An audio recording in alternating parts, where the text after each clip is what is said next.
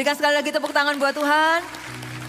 Ya, berikan juga salam kiri kanannya, katakan Tuhan Yesus memberkati. Ya, silakan duduk Bapak Ibu. Shalom semuanya. Ya, hari ini saya menyampaikan firman Tuhan tentang sesuai dengan tema yang ada di bulan ini, yaitu melatih telinga roh dan kepekaan. Tadi jam 1 saya membagikan tentang bagaimana kita mendengar suara Tuhan. Suara Tuhan itu bukan teori yang diajarkan. Ya, tentunya ada bagaimana Tuhan berbicara kepada kita, tapi bukan sekedar teori yang memenuhi otak kita untuk kita tahu bagaimana, tetapi lebih kepada sebuah yang namanya kebutuhan di dalam hidup kita. Berapa banyak yang hari ini butuh untuk mendengar suara Tuhan? Puji Tuhan. Wah, senang sekali jemaat Tuhan, kita perlu suara Tuhan untuk menuntun kita. Karena kita tidak bisa berjalan sendiri. Amin. Di dalam dunia ini ada banyak suara-suara di sekitar kita yang mungkin membuat kita lemah. Ya, yang membuat hari ini mungkin kita nggak bisa berani melangkah lebih lagi karena kekhawatiran, ya, menghimpit kita, atau segala sesuatu yang kita hadapi ini. Kita butuh satu suara yang sungguh-sungguh bisa menguatkan hidup kita, yaitu suara Tuhan. Nanti kita akan sama-sama belajar bagaimana berkat dalam mendengarkan suara Tuhan. Ya, tadi pagi saya menyampaikan tentang mendengar suara Tuhan itu bagaimana cara Tuhan. Ada banyak cara yang Tuhan kerjakan di hidup kita supaya kita bisa mendengar suara Tuhan lewat firman Tuhan, lewat Roh Kudusnya, lewat hati nurani kita, lewat para orang-orang di sekitar kita, itu para pemimpin rohani, juga orang tua, bahkan anak-anak kita bisa Tuhan pakai. Dan juga keadaan sekitar kita atau masalah yang kita hadapi bisa dipakai Tuhan. Supaya bagaimana Tuhan berbicara kepada kita. Dan sungguh kita bersyukur karena Tuhan kita adalah Tuhan yang berbicara kepada kita sampai hari ini. Amin. Tuhan kita tuh bukan seperti berhala yang dipuja di gunung-gunung, ya, atau di pohon-pohon yang nggak bisa bicara dan nggak bisa tolong kita, bukan. Tuhan itu adalah Tuhan yang hidup dan Tuhan itu adalah Tuhan yang berbicara kepada umatnya sampai hari ini. Makanya Tuhan itu senang ketika kita sungguh-sungguh mendengarkan suaranya dan melakukan apa yang Tuhan mau, apa yang benar di mata Tuhan. Maka berkat itu akan mengalir dalam kehidupan kita, katakan amin. Kita senang sekali kalau kita terima berkat daripada Tuhan, amin. Tapi jangan pernah lupakan ini yang satu. Tuhan mau kita mendengarkan Dia sungguh-sungguh. Ya, baru berkat itu datang dalam kehidupan kita. Nah, seberapa penting suara Tuhan itu di hidup kita? Ya, kalau kita tahu bahwa kita ini butuh suara Tuhan, kita ini menganggap suara Tuhan itu penting, maka yang kita lakukan adalah kita akan terus belajar bagaimana kita mengenal Dia. Kita akan terus belajar mengejar Dia di hadiratnya. Tentunya sebuah kebutuhan untuk mendengar suara Tuhan itu menjadi dasar bagi kita. Untuk kita punya telinga yang peka. Ada banyak orang yang mungkin bertanya, gimana sih caranya mendengar suara Tuhan? Gimana sih, kapan sih Tuhan berbicara dan sebagainya. Bahkan ada orang yang berkata, kok Tuhan tuh gak jawab doa saya? Gimana caranya saya tahu ini kehendak Tuhan? Saudara, kalau saya mengajarkan bagaimana teori dan sebagainya itu mungkin hanya sekedar teori. Tapi kalau kita nggak melakukannya di hidup kita juga nggak akan mengerti bagaimana Tuhan berbicara. Tuhan itu bisa bicara lewat firman Tuhan tadi saya katakan. Ya, lewat Roh Kudus, lewat banyak hal. Tapi yang lebih penting, jauh lebih penting daripada itu adalah hubungan kedekatan kita dengan Tuhan. Itu yang membuat kita ini semakin mengenal Dia hari demi hari. Ya. Kalau kita punya anak di rumah, saudara, bagaimana kita bisa mengenal anak-anak kita. Bahkan langkah kaki mereka atau apa yang mereka lakukan, buka pintu, cara mereka buka pintu, kita bisa mengenal karena apa? Karena hubungan kedekatan kita. Hubungan kita dengan Tuhan pun sama seperti itu. Bagaimana kita mengenal Dia dan kehendaknya. Mengenal suaranya, ini suara Tuhan apa bukan ya? Lewat hubungan kita dengan Tuhan. Semakin kita mendekat kepada Tuhan, semakin kita mengenal cara Tuhan bekerja di hidup kita. Cara Dia berbicara kepada kita. Dan sungguh kita akan menerima berkat yang luar biasa. Di mana ketika kita dituntun oleh Tuhan itu sangat luar biasa. Ya. Nah, apa yang membuat orang itu tidak dapat mendengar suara Tuhan? Ya. Sebelum kita belajar bagaimana di firman Tuhan katakan ada berkat Tuhan, ketika kita mendengar suaranya, kita mengenal dia. Tapi saya mau kita menyadari bahwa apa sih yang membuat kita ini nggak bisa dengar suara Tuhan? Yang pertama adalah dosa kita. Adalah dosa dan pelanggaran kita. Yesaya 59 ayat yang pertama sampai ayat yang kedua. Kita buka sama-sama Yesaya pasal 59 ayat yang pertama sampai ayat yang kedua. Sesungguhnya tangan Tuhan tidak kurang panjang untuk menyelamatkan dan pendengarannya tidak kurang tajam untuk mendengar. Tetapi yang merupakan pemisah antara kamu dan Allahmu ialah segala kejahatanmu. Dan yang membuat dia menyembunyikan diri terhadap kamu sehingga ia tidak mendengar ialah segala dosamu. Jadi ada masanya ketika Tuhan itu tidak mendengar doa kita. Seperti tadi jemaat itu katakan, kenapa Tuhan tidak mendengar doa kita? Bukan Tuhan tidak mendengar. Tapi kalau ada dosa pelanggaran yang tidak kita bereskan di hadapan Tuhan. Yang tidak kita akui, kita anggap itu biasa saja. Kita merasa kita tetap baik-baik saja. Tetapi sesungguhnya kita adalah orang-orang yang melakukan kejahatan di mata Tuhan. Maka Tuhan tidak bisa memperdengarkan suaranya kepada kita. Kenapa? Karena dosa itu membuat hubungan kita dengan Tuhan menjadi jauh. Ingat ketika Adam dan Hawa diciptakan oleh Tuhan. Tuhan itu bisa bergaul karib dengan mereka. Tapi ketika Tuhan memberikan perintah kepada mereka. Bahwa semua pohon ini di taman ini boleh kamu makan ya. Tetapi kecuali ini di pohon yang baik dan yang benar. Pohon kehidupan itu tidak boleh kamu makan buahnya. Karena kamu akan mati. Tetapi apa yang mereka lakukan? Mereka lebih mendengarkan suara si ular itu. Kamu tahu nggak kalau kamu makan buah itu? Kamu tuh akan jadi seperti Tuhan. Tuhan gak mau disaingi oleh kamu. Makanya dia gak boleh kamu ngomong. Malah berbalik. Suara dari setan itu selalu melanggar firman Tuhan. Kalau saudara mau membedakan suara Tuhan dengan suara iblis. Ya, suara Tuhan itu selalu tidak pernah lepas dari yang namanya sesuai dengan firman Tuhan. Tapi suara iblis itu selalu bertentangan dengan firman Tuhan. Makanya ketika si Adam itu melihat, iya ya benar juga ya, pohon ini kelihatannya baik. Hawa terutama si perempuan ini, iya baik tuh. Buahnya menyegarkan, kelihatannya wah luar biasa. Terus mungkin Adam punya pikiran, iya ya benar juga. Mungkin Tuhan takut kalau kita makan buah itu akan jadi seperti dia. Nah terus mulai digoda. Nah godaan ini loh yang membuat kita ini akhirnya pilihan itu menentukan kita apakah kita menuruti keinginan daging kita, keinginan hawa nafsu kita, keinginan dosa itu. Atau kita tetap taat kepada Tuhan. Keinginan kita yang terus, keinginan kita yang bertentangan dengan Tuhan. Kalau kita pikirkan terus, lama-lama itu akan membuat fokus kita akan bergeser. Tidak lagi kepada fokus kepada suara Tuhan, apa yang Tuhan mau di hidup kita. Tapi kepada apa yang kita lihat, iya memang baik. Gak apa-apa, akhirnya Adam dan Hawa makan buah itu dan akhirnya mereka dikatakan hilang kemuliaan Tuhan. Tuhan berpisah. Yang membuat sedih hati Tuhan bukan pelanggarannya. Bukan karena mereka makan buah itu tidak taat. Tapi ketika mereka berdosa itu hubungannya mulai jauh dari Tuhan. Itu yang membuat, kalau ada yang membuat Tuhan itu sedih hatinya adalah berpisah dengan kita. Kalau ada yang membuat hati Tuhan tuh hancur, sedih. Kalau dia berpisah dengan umatnya. Karena Tuhan tidak mau berpisah dengan kita. Katakan amin. Tuhan mau dekat dengan kita. Dia ingin berbicara kepada kita, menuntun kita. Makanya dosa dan pelanggaran kita yang tidak kita bereskan di hadapan Tuhan. Itu membuat hubungan kita jauh dari Tuhan. Dan Tuhan dikatakan dia tidak akan berbicara kepada kita. Karena nggak bisa.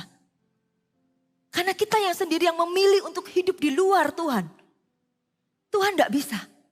Makanya barang siapa yang hari ini tahu engkau sedang berada di luar kehendak Tuhan.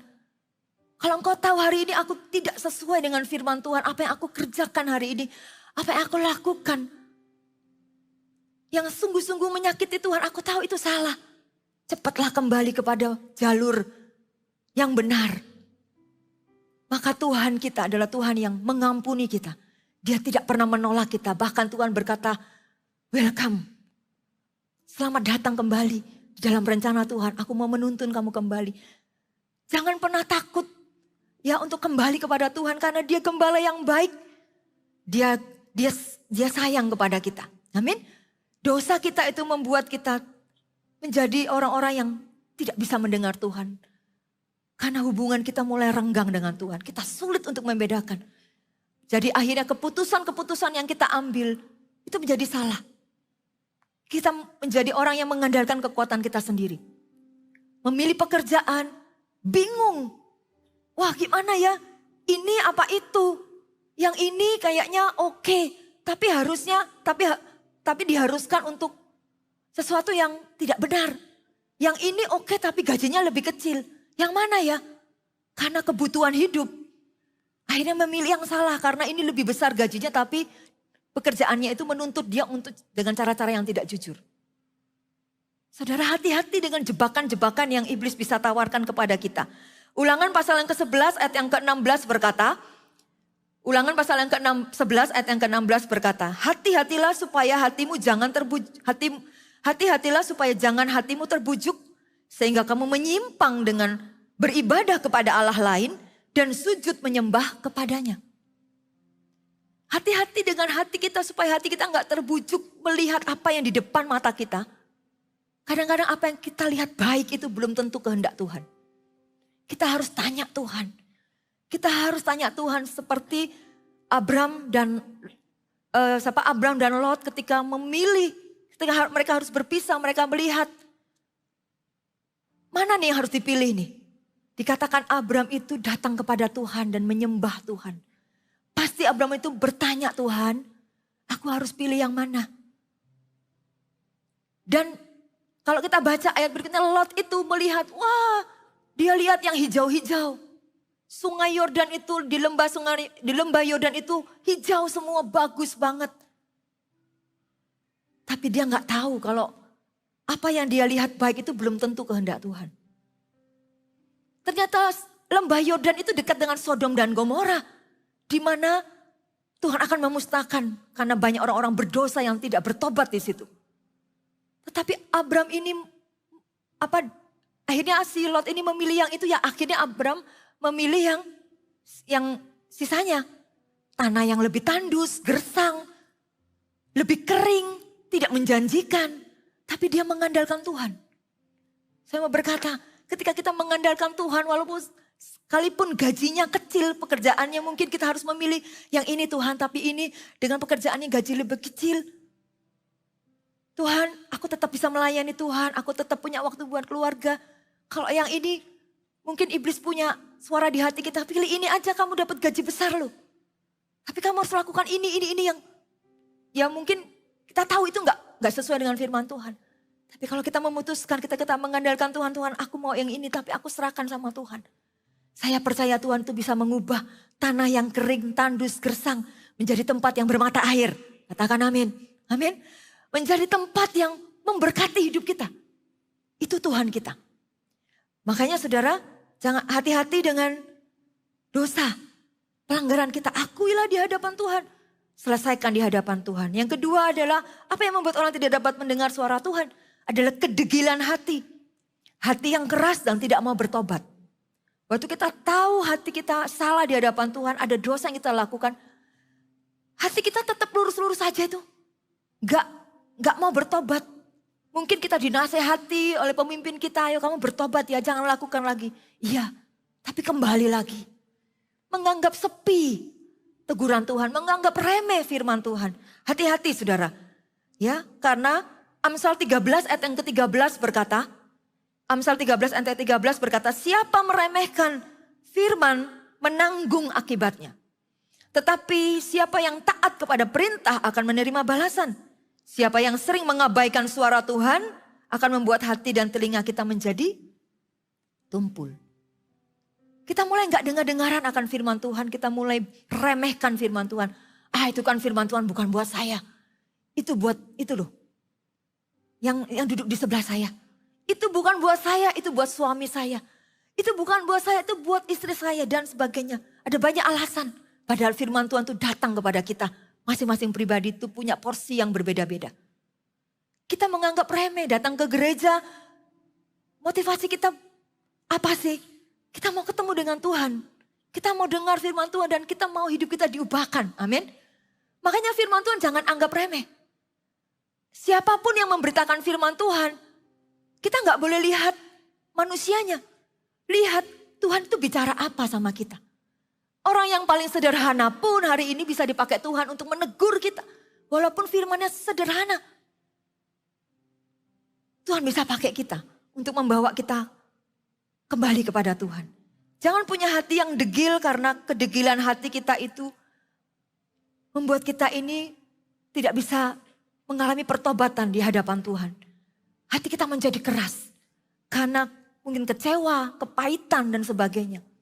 Saudara, izinkan Tuhan itu bekerja di dalam hati kita supaya hati kita ini menjadi hati yang bersih, hati yang murni. Lepaskan hati yang pahit, hati yang penuh kecewa. Sehingga Tuhan itu bisa berbicara kepada kita. Tuhan mau menuntun kita. Amin. Hal yang ketiga, apa yang membuat kita nggak bisa mendengar suara Tuhan adalah kesibukan kita. Kesibukan kita yang begitu banyak setiap hari, setiap orang sibuk pasti. Saya pun sibuk. Tapi satu hal yang saya tahu.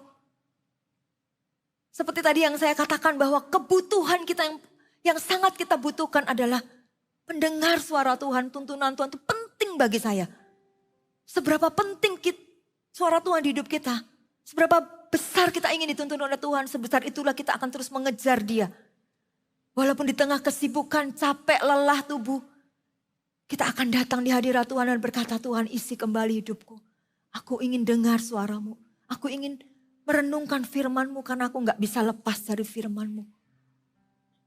Saudara, kita orang-orang yang perlu firman Tuhan. Kita perlu tuntunan Tuhan. Jangan sok sibuk. Ya, Markus 1 Yakobus 4 tadi ayat yang ke-8a berkata, mendekatlah kepada Tuhan dan Ia akan mendekat kepadamu.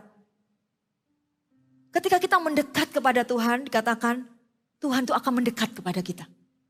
Kalau kita menjauh dari Tuhan, Tuhan juga tidak pernah, istilahnya Tuhan tidak pernah meninggalkan kita. Tapi kalau kita menolak Dia, Dia pun tidak bisa masuk dalam hidup kita. Kerinduan Tuhan itu dekat dengan kita. Tapi kalau kita berkata, aku sibuk Tuhan, sorry ya, nanti aja. Kita suka menunda-nunda waktu. Kita nggak memberi waktu kita buat Tuhan, suka nunda-nunda waktu kita. Waktu Tuhan panggil kita. Lama-lama kita nggak bisa dengar suara Tuhan.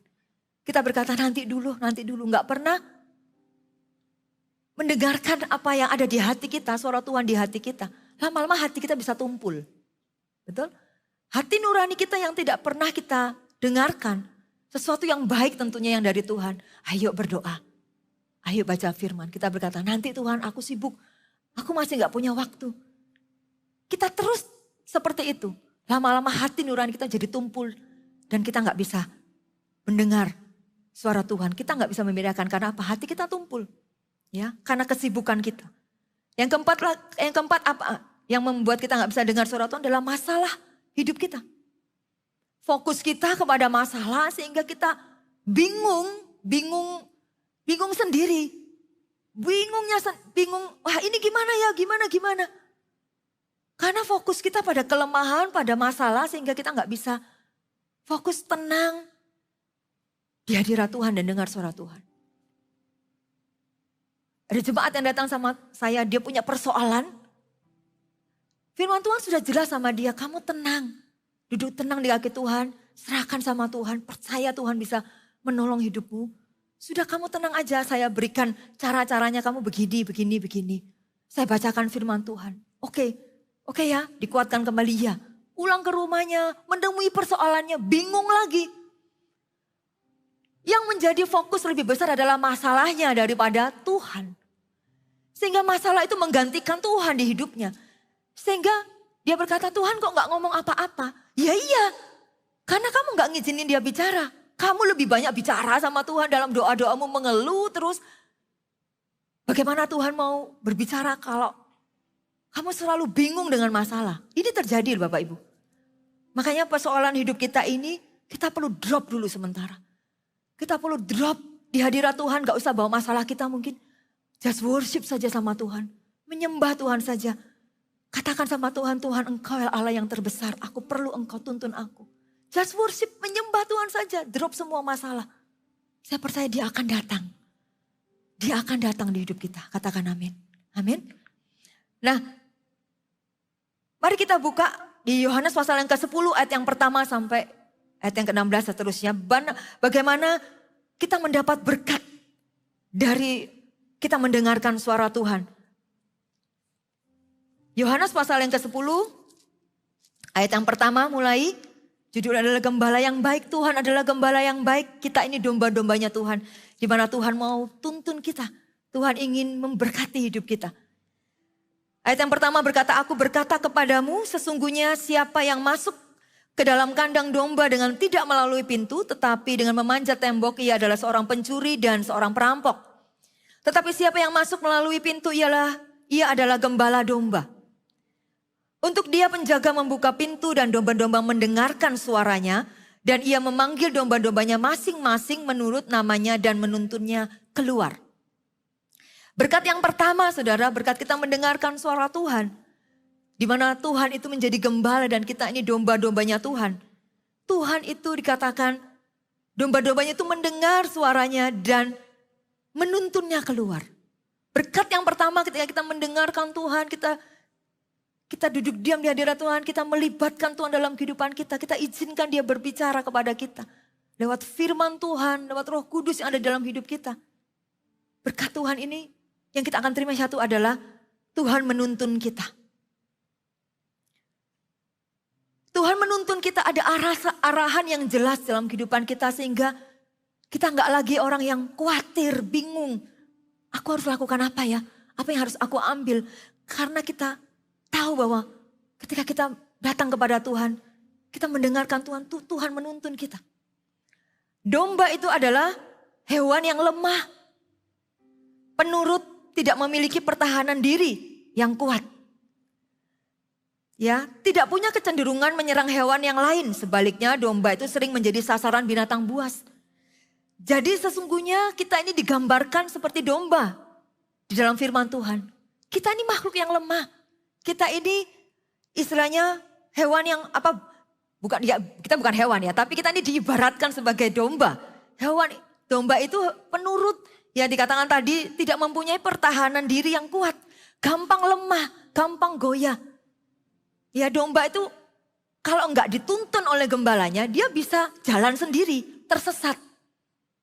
Makanya dombanya itu menuntun. Dikatakan yang pertama sebelum Tuhan menuntun, domba-dombanya itu dikatakan untuk dia penjaga membuka pintu dan domba-dombanya dikatakan apa? Mendengarkan suaranya. Ia memanggil dombanya masing-masing menurut namanya dan menuntunnya keluar. Sebelum Tuhan menuntun itu kita disuruh mendengarkan. Dia memanggil nama kita masing-masing. Kita nih, saya katakan kita nggak bisa hidup tanpa Tuhan karena kita orang yang mudah sekali terseret oleh arus dunia ini. Kita perlu Tuhan menuntun kita. Kita perlu suara Tuhan menuntun kita.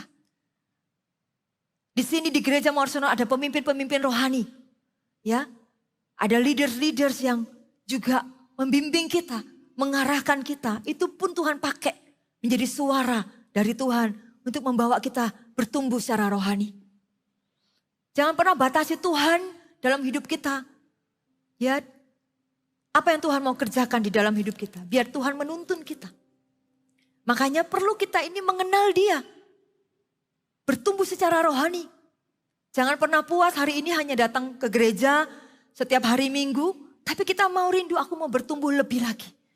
Aku rindu mengenal dia lebih lagi dan suaranya bahkan kehendaknya di hidupku lebih lagi.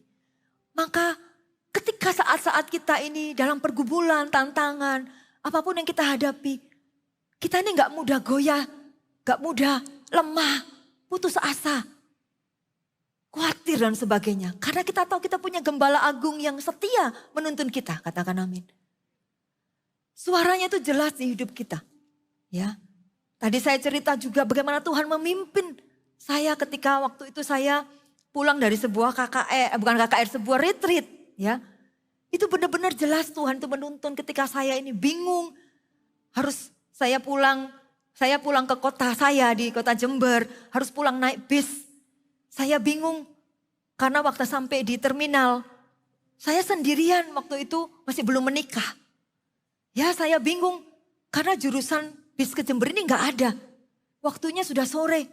Secara manusia kalau saya sendirian wanita juga takut ya kalau sudah sore pulang malam-malam keluar kota. Gimana nanti di bis sendirian. Dan nggak ada bis, nggak kelihatan. Saya tungguin nggak ada. Gimana ya terus saya berdoa, Tuhan tuntun saya. Roh Kudus tuntun saya. Saya mau mendengar suara Tuhan, gimana ini? Saya harus gimana? Saya bingung waktu itu. Gimana ya? Saya harus mungkin kembali ke kos karena saya itu kos tapi anak-anak kos itu libur. Jauh juga. Atau saya harus tetap di sini nunggu sampai kapan juga nggak tahu. Karena saya tanya bisnya ada nggak? Oh nggak ada. Sampai akhirnya saya duduk, saya berdoa, Tuhan tolong saya. Saya nggak tahu saya harus kemana. Seperti orang tersesat gitu loh. Gimana ya mau ini gimana, bingung ini gimana ya. Sudah sore, pernah nggak ngadepi gitu? Pernah kita bingung menghadapi situasi yang aku nggak tahu harus buat apa. Berdoalah kepada Tuhan. Berserulah kepada Tuhan. Firman Tuhan katakan maka dia akan menunjukkan kepadamu hal-hal yang besar. Dia akan menunjukkan kepadamu jalan-jalannya. Tuhan kita hidup Bapak Ibu Saudara. Roh Kudus kita itu nyata. Akhirnya setelah saya berdoa. Saya tahu itu Roh Kudus berbicara di hati saya. Kamu berdiri jalan ke sebelah sana. Saya kaget jalan ke sana. Ya oke, sendirian saya jalan. Gak tahu sampai kapan saya jalan sampai mana. Gak tahu saya jalan terus. Sampai akhirnya Roh Kudus berbicara kepada saya. Tahu itu Roh Kudus karena saya bisa membedakan ini suara Tuhan. Karena sekali lagi saya katakan, saya nggak bisa kasih teori ya. Karena itu hubungan kedekatan kita dengan Tuhan. Saya tahu itu Roh Kudus. Ketika itu saya berhenti di situ. Dan Roh Kudus berbicara, kamu jalan ke depan beberapa langkah, seberangi itu. Saya seberangi itu, mungkin secara pikiran saya, ngapain Tuhan ke sini? Oh di sana nggak ada kok, di sini ini lebih sepi. Di sana lo tempat tunggu bisnya, di sini nggak ada orang yang nunggu. Saya taati saja. Saya tahu Tuhan sudah menuntun saya. Di tengah kebingungan saya, Tuhan menuntun saya. Saya dengarkan suaranya, kamu jalan ke situ ya. Saudara, step by step Tuhan tuntun. Setelah saya berhenti situ, Tuhan saya mau kemana ini? Setelah sampai di situ saya mau kemana? Kamu jalan sedikit lagi, kamu lihat ke kiri. Nah disitulah ada bis tujuan ke Jember. Hah? Saya kaget, masa sih Tuhan? Saya coba jalan saudara. Saya coba jalan beberapa langkah. Saya toleh ke sana, ternyata benar. Ada jurusan bis ke Jember itu ketutupan bis yang lain. Bayangin saudara, kalau bukan Roh Kudus tuntun saya, tidak mungkin saya bisa sampai ke sana. Amin. Berikan tepuk tangan buat Tuhan. Tuhan itu nyata. Hari itu saya belajar pengalaman rohani yang luar biasa. Setelah retreat saya dilawat Tuhan, bagaimana saya bertumbuh lebih lagi, saya ingin bertumbuh. Tuhan itu begitu kita rindu bertumbuh, Tuhan tuh kasih kita sebuah proses pertumbuhan itu begitu cepat. Tuhan ingin kita punya pengalaman rohani. Ketika saya lihat itu saya kaget, wah ternyata ada bis Jember tertutup oleh bis yang lain. Bagaimana mungkin? Kalau bukan Tuhan yang menuntun, sudah nggak mungkin saya bisa sampai ke situ. Saya tanya supirnya, Pak ini mau bener nih jalan ke Jember? Bener. Kenapa Pak nggak tunggu di sana? Kok ketutupan? Iya belum waktunya. Tunggu ke sana, tunggu sebentar nanti kita berangkat. Oke saya boleh naik sini? Boleh. Sepanjang perjalanan itu saya bersyukur sama Tuhan. Saya menyembah Tuhan, saya memuji Tuhan, saya bersekutu dengan Tuhan. Thank you Tuhan. Kalau bukan Tuhan yang menuntun saya, mungkin saya bingung, saya gak tahu harus kemana, saya seorang diri. Tapi Tuhan tidak pernah membiarkan kita sendiri, amin. Suaranya menuntun kita jelas, ada arahan yang jelas. Itu hal yang simpel Bapak Ibu Saudara. Soal cari bis. Kalau hal yang sederhana aja Tuhan pimpin. Apalagi hal-hal yang besar di hidup kita. Tuhan pasti akan pimpin kita. Kalau hati kita rindu untuk dipimpin Dia, mengenal Dia lebih lagi. Tuhan tidak akan pernah membiarkan kita. Suaranya jelas menuntun kita. Dengarkan Dia. Bangun hubungan kita dengan Tuhan, maka kita akan mengenal Dia. Kita akan tahu ini Tuhan yang berbicara. Itu yang pertama. Berkat mendengarkan suara Tuhan adalah Tuhan menuntun kita. Kemudian berkat yang kedua ayat yang keempat. Jika semua dombanya telah dibawanya keluar, ia berjalan di depan mereka. Dan domba-dombanya itu mengikuti dia karena mereka mengenal suaranya. Berkat yang kedua ketika kita belajar mendengarkan Tuhan. Yang kedua adalah kita benar-benar bisa mengenal suara Tuhan. Kita tahu membedakan suara Tuhan dengan suara hati atau suara iblis. Ya, suara Tuhan itu adalah cirinya adalah hati kita ini penuh dengan damai sejahtera. Kalau kita tahu itu suara di hati kita, Tuhan tuh bisa bicara di hati kita. Ya, kalau itu suara Tuhan, dia ada 3 suara ya, suara Tuhan, suara iblis, suara hati. Suara Tuhan tuh pasti sesuai dengan firman Tuhan, tidak pernah keluar dari firman Tuhan. Perkataan itu selalu membangun kita, menguatkan kita, meneguhkan kita, menasehati kita, menegur kita untuk sesuatu yang jauh lebih baik. Itu suara Tuhan. Kalau suara iblis, saudara, itu pasti nggak sesuai dengan firman Tuhan. Kalau ada suara di hati kita, ambil barang itu. Itu pasti bukan suara Tuhan. Karena firman Tuhan berkata, jangan mencuri. Kalau dalam hati kita, bohong dikit-dikit gak apa-apa. Kan orangnya nggak tahu. Apakah itu suara Tuhan? Simpel ya, kalau kita baca firman Tuhan kita akan tahu. Firman Tuhan berkata, jangan berbohong. Simpel, karena kita baca firman Tuhan, kita tahu itu bukan suara Tuhan. Pertanyaannya apakah kita baca firman Tuhan? Sehingga kita diingatkan firman Tuhan. Bahayanya kalau kita nggak baca firman Tuhan, nggak pernah bersekutu dengan Tuhan, kita bingung membedakan. Maka kita akan menuruti suara hati yang salah, yaitu suara iblis. Karena suara iblis pasti bertentangan dengan Tuhan. Tapi kalau Tuhan berbicara kepada kita, dia itu berbicara kepada kita sesuai dengan firman Tuhan. Dan Tuhan itu akan menggenapi apa yang ia sampaikan. Kalau dia suruh kita, dia tuh akan bertanggung jawab dengan perkataannya di hidup kita. Tidak akan kita dibiarkan sendiri. Ya, kalau Tuhan suruh kita, contohnya suruh kita melayani, ya, Tuhan tuh tidak akan pernah lupa untuk memberkati kita. Tuhan tuh akan mengingat. Tuhan tuh bertanggung jawab atas hidup kita. Hari ini kami sebagai hamba Tuhan di Gereja Marsharon, ya, kami melayani Tuhan. Bahkan ada beberapa hamba Tuhan diutus ke kota-kota perintisan, saudara. Saya melihat bahwa penyertaan Tuhan itu begitu luar biasa. Tuhan itu bertanggung jawab atas hidup kita. Tuhan tidak pernah membiarkan. Waktu kita percaya itu suara Tuhan yang menuntun kita lewat pemimpin rohani kita. Maka kita gak perlu khawatir karena apa? Tuhan itu kalau berbicara kepada kita, dia tuh akan menyelesaikannya sampai akhir. Kalau dia berkata, aku akan menyertai kamu sampai selama-lamanya. Dia akan menggenapinya. Katakan amin. Firman Tuhan berkata, pergilah jadikanlah semua bangsa muridku dan baptislah mereka dalam nama Bapa, Anak dan Roh Kudus. Dan ketahuilah aku menyertai kamu sampai kesudahan alam. Artinya apa? Waktu kita melayani orang lain, waktu kita pergi memberitakan Injil, jangan takut kita ditolak. Karena apa? Firman Tuhan berkata, dia akan menyertai kita. Maka apa yang dia sampaikan di firman Tuhan itu akan dikerjakan. Makanya saya sangat percaya firman Tuhan itu iya dan amin. Amin. Firman Tuhan itu iya dan amin. Maka firman Tuhan itu layak untuk kita percayai. Layak untuk kita renungkan setiap hari. Yang ketiga adalah suara hati kita. Nah, suara hati kita ini Tuhan berikan kepada semua orang di muka bumi ini. Ya. Entahkah orang itu mengenal Tuhan atau tidak, suara hati itu Tuhan berikan. Semuanya sama, kita punya hati, suara hati yang hati nurani. Di mana di dalam hati nurani itu kita bisa menimbang ini benar atau salah. Ya, ini jahat apa baik, ini boleh atau tidak. Itu sudah umum, kita semua tahu itu. Tetapi suara hati kita bisa salah kalau kita menganggap hal yang benar itu menjadi salah. Bahkan sebaliknya kalau kita menganggap hal yang salah itu jadi benar, jadi kebolak-balik. Nah, itu hati nurani kita mulai menjadi salah. Ya, kalau kita merasa bahwa gak apa-apa lah bohong dikit-dikit. Kita tahu itu dosa, kita masih kompromi. Maka yang benar itu sudah jadi salah. Yang salah ya jadi benar.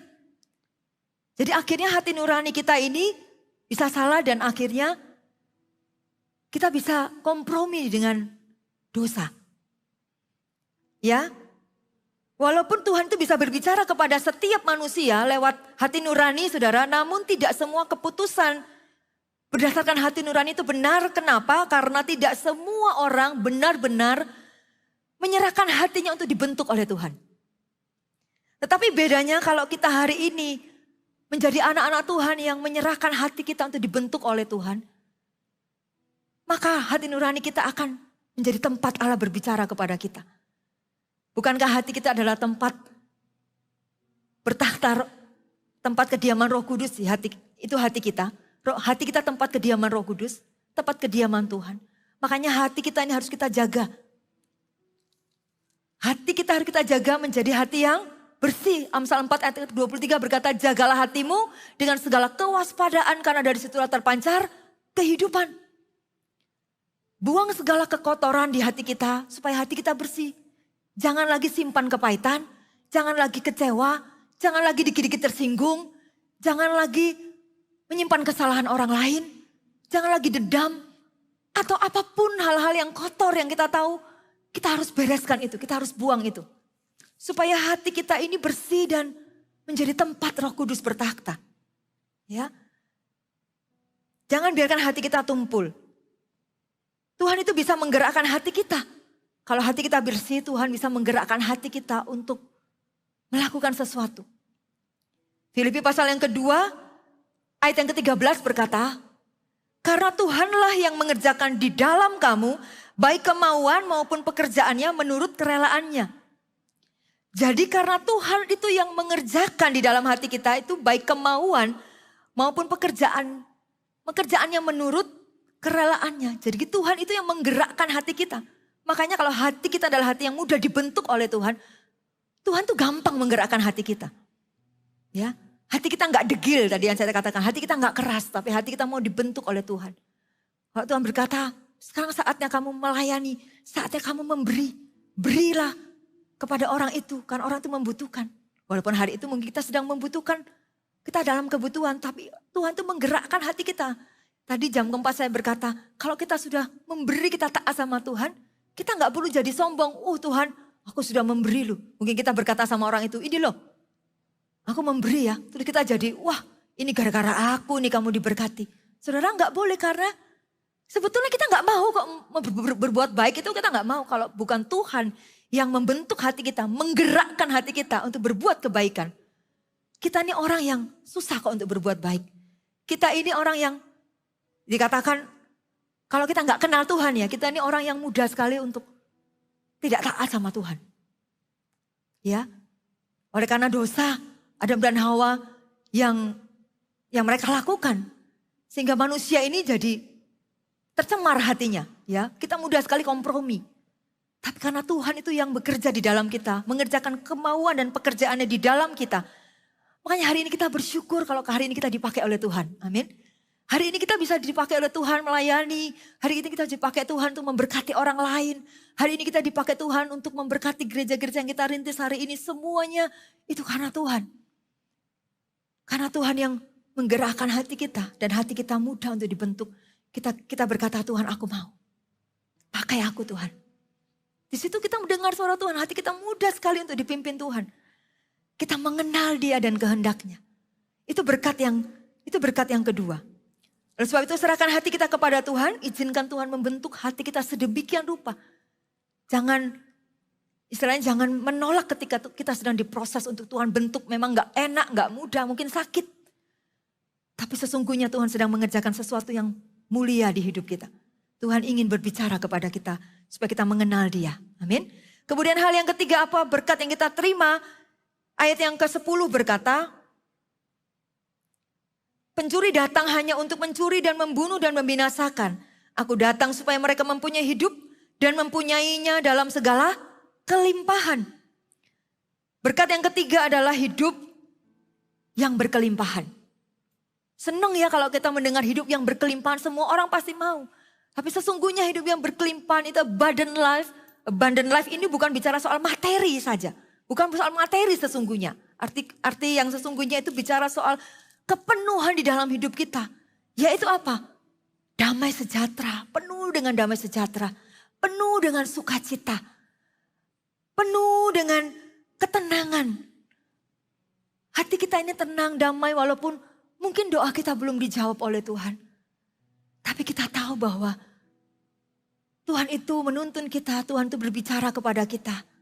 Ketika kita dengarkan Dia, Tuhan berbicara lewat firman Tuhan. Hati kita tenang, hati kita damai, hati kita sejahtera. Walaupun kita tahu Tuhan, walaupun masalahku belum selesai, tapi paling tidak damai sejahtera itu menguasai kita. Amin. Ketenangan itu menguasai kita sehingga kita ini bisa tough, kuat menghadapi hidup ini. Gak mudah goyah. Ingat ya, kita ini domba yang mudah sekali hilang arah, takut. Tadi saya sampaikan domba itu binatang yang gak mudah untuk menyerang. Karena apa? Dari sananya dia itu seekor yang penakut domba ini. Kalau gak ada pelindungnya dia gak tahu dia harus bagaimana. Nah, untuk itulah saudara, Tuhan datang dalam hidup kita. Dia menuntun kita, dia ada dalam hidup kita. Dan Tuhan mau kita mengenal Dia supaya kita mendengar suaranya. Supaya hidup kita ini menjadi hidup yang penuh di dalam Dia. Siapa yang hari ini khawatir, hari ini takut. Yang dicek bukan masalah, seberapa besar masalahmu yang kau hadapi. Tapi cek, apakah engkau hari ini ada di dalam kehendak Tuhan, di mana Tuhan ingin engkau mendengar suaranya. Apakah hari ini engkau duduk diam dan melibatkan Tuhan dalam hidupmu? Apakah engkau hari ini meluangkan waktumu untuk berkata, Tuhan, aku perlu engkau. Penuhi aku, tuntun aku Tuhan. Supaya hidupku ini tenang. Ya, Tuhan itu ingin memberkati kita. Amin Bapak Ibu. Hari ini serahkan segala kekhawatiranmu kepada Tuhan. Maka Dia yang akan menolong hidupmu, Dia akan menyelesaikannya bagimu. Karena Dia Allah yang setia. Hidup kita penuh dengan damai sejahtera, sukacita. Itu melimpah dalam kehidupan kita.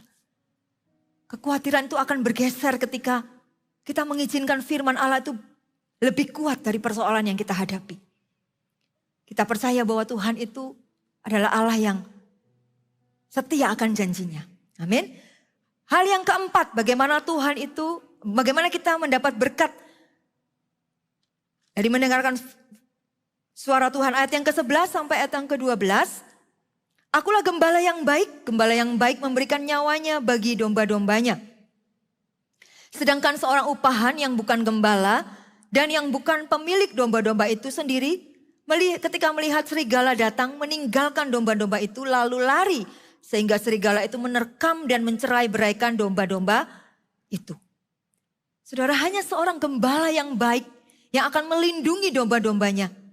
Dia tidak akan membiarkan domba-dombanya itu mati. Dikatakan bahkan gembala yang baik itu menyerahkan nyawanya bagi domba-dombanya. Ya, sedangkan dikatakan orang upahan yang bukan gembala, kalau kita dengarkan suara yang bukan gembala atau suara yang lain, suara mungkin orang-orang di sekitar kita yang melemahkan iman kita, suara iblis ya yang gak sesuai dengan firman Tuhan dikatakan. Sedangkan orang upahan yang bukan gembala dan bukan pemilik domba-domba itu ketika melihat serigala datang meninggalkan domba-domba. Gak akan menyelamatkan kita. Bahkan seorang upahan dikatakan yang bukan gembala, gak peduli kamu mau diterkam oleh serigala, aku malah seneng. Gak apa-apa, kamu biar mati sekalian. Dan akhirnya tercerai-berai. Begitu mengerikan ketika kita tidak dalam sedang pimpinan Tuhan, bimbingan Tuhan. Saudara, kita akan menjadi domba yang mungkin mati. Ya, dikatakan serigala itu akan menerkam kita. Hal yang keempat, berkat mendengarkan surat adalah berkat dalam mendengarkan surat Tuhan adalah penyertaan Tuhan sempurna bagi kita. Katakan amin. Ada penyertaan Tuhan. Tuhan tidak membiarkan kita sendirian. Karena Dia gembala yang baik. Amin. Karena Dia gembala yang baik yang menyertai kita. Penyertaan itu sempurna menjaga kita. Kalau ada hal yang dari Tuhan, ya Hati Tuhan itu tidak akan pernah mau berpisah dengan umatnya tadi saya katakan. Itu hati Tuhan. Satu jiwa yang terhilang pun itu hati Tuhan. Tuhan gak bisa tahan, Tuhan mau bawa dia kembali. Kalau Tuhan sudah menyerahkan nyawanya di atas kayu salib, Tuhan sudah memberikan segala-galanya buat kita. Kalau hari ini kita telah mengenal Tuhan dan kita mungkin hari ini hilang arah, kita sesat jalannya, Tuhan itu tidak membiarkan kita sesat kepada belokan-belokan berikutnya. Tuhan ingin kita kembali kepadanya. Karena hati Tuhan adalah hati untuk menyelamatkan kita.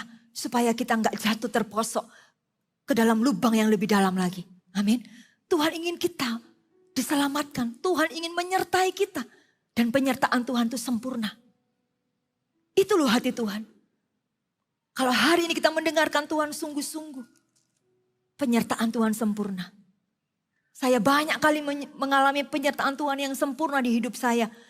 Saya nggak bisa ceritakan karena banyak sekali kesaksian yang saya alami. Bagaimana benar-benar Tuhan nyata di hidup saya. Yang saya hanya tahu ketika saya mendengarkan suara Tuhan sungguh-sungguh. Mungkin saya nggak bisa lihat sekarang jawaban doa.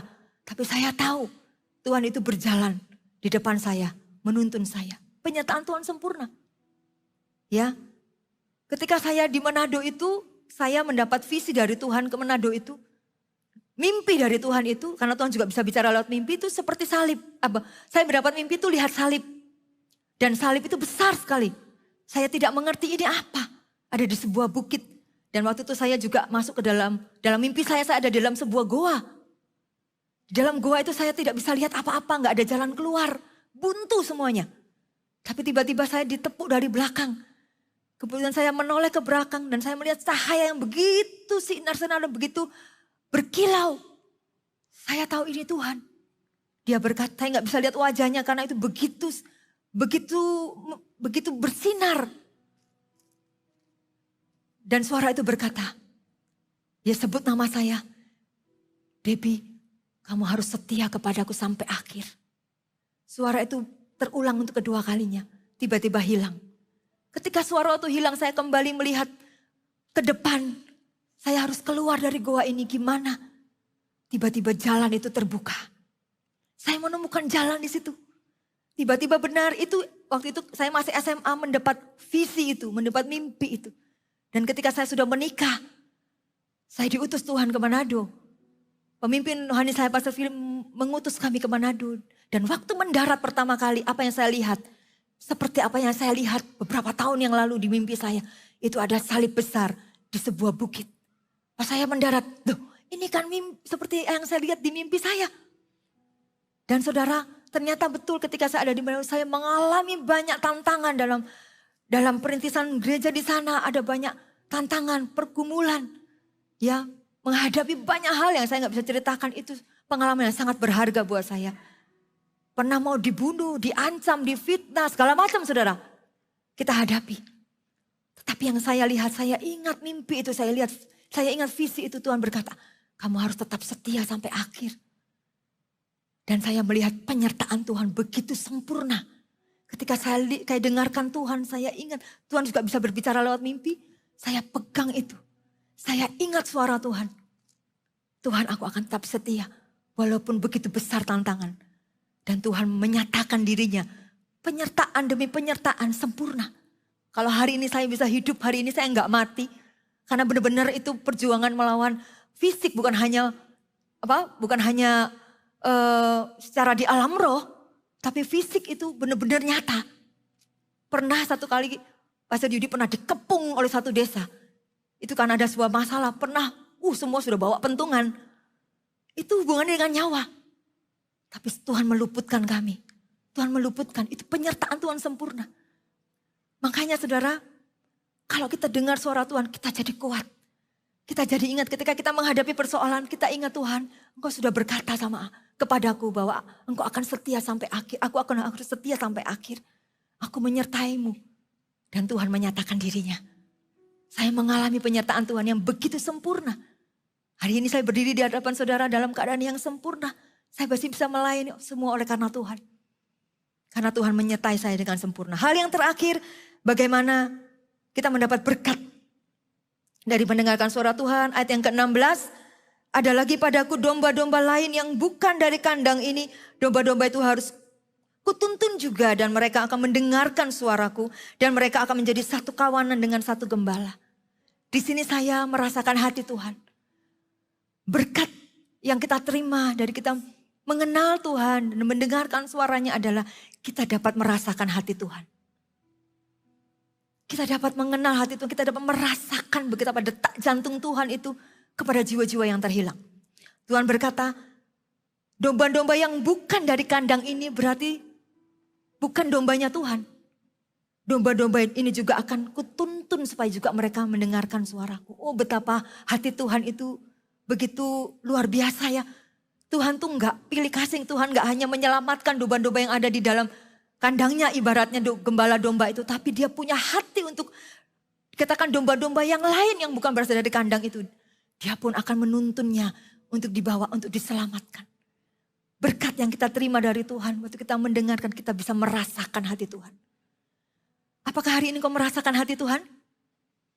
Kalau engkau dengar dia, kau bisa merasakan detak jantung Tuhan. Enggak ada yang lain. Detak jantung Tuhan, nafas Tuhan adalah jiwa-jiwa yang terhilang. Hari ini siapa yang terhilang? Mungkin suami, bukan istri, orang tuamu, saudaramu, semuanya. Kalau engkau mengenal Tuhan, engkau mengerti isi hati Tuhan. Engkau gak akan pernah biasa-biasa. Engkau akan berseru kepada Tuhan, selamatkan ya Tuhan. Engkau gak hanya berdoa saja mungkin, tapi engkau datang kepada mereka dan bawa kasih Tuhan kepada mereka. Membawa mereka untuk mereka juga mengenal Tuhan, supaya mereka dituntun oleh Tuhan, supaya mereka juga mengalami penyertaan Tuhan yang sempurna. Mengalami hidup yang berkelimpahan. Kita akan bisa merasakan hati Tuhan. Dan saya percaya, kita akan terus mengalami pertumbuhan rohani yang lebih lagi. Kita akan menjadi domba-dombanya Tuhan. Menjadi domba-domba yang tidak egois. Tapi domba-domba yang akan dipakai Tuhan. Menyuarakan hati Tuhan. Membawa domba-domba yang terhilang kembali kepada Tuhan. Amin. Itulah berkat yang kita akan terima.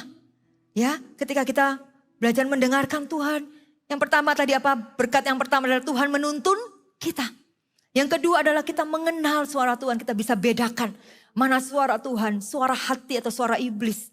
Yang ketiga adalah hidup yang berkelimpahan. Hidup yang penuh. Yaitu penuh dengan damai, sejahtera, ketenangan. Bahwa Tuhan akan menyelesaikan semua persoalan kita. Dia berjalan di depan kita. Yang keempat adalah berkat yang keempat, penyertaannya sempurna.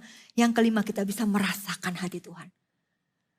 Mari kita sama-sama rindukan Tuhan lebih lagi, amin. Rindukan, kejar Tuhan lebih lagi, kejar kita pertumbuhan rohani, kita mengalami pengalaman rohani, mendengar suara Tuhan. Bukankah tahun ini adalah tahun mimpi dan penglihatan, biar kita peka kepada Tuhan. Memiliki telinga yang peka, memiliki telinga roh yang mendengar Tuhan berbicara dan peka akan cara-cara Tuhan berbicara. Lewat firman Tuhan, lewat Roh Kudus, lewat mimpi dan penglihatan. Ada banyak cara ya. Tuhan mau berbicara kepada kita. Lewat gerejanya ini.